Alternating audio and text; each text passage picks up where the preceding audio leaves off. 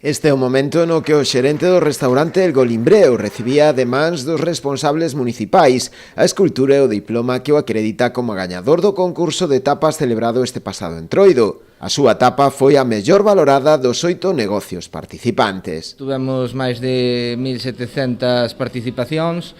Dentro desta participación, o local gañador que o Golimbreo acadou cerca de 470 votacións, das cales preto de 370 alcanzaban a nota máxima, polo tanto é un gañador totalmente lícito porque conseguiu casi un tercio do máximo dos votos de todas estas que se conseguiron levar a cabo.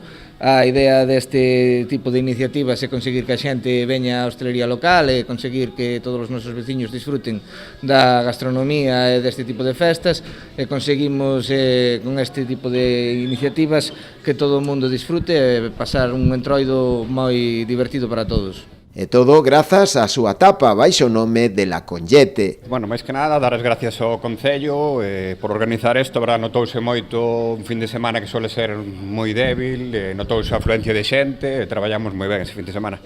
A idea da tapa, como sempre, facer un pouco a versión dunha laconada, dun plato típico do carnaval. Este ano modificamos un pouquiño e metemos un pan andaluz. Fixemos unha especie de guiso con lacón, añadimos un pouquiño de chorizo crujiente.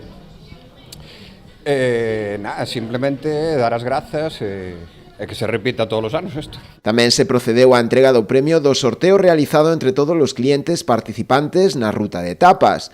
Neste caso a gañadora foi Alicia Torres. O seu premio, unha cea para 4 persoas nun dos locais hostaleiros participantes que ela elixa.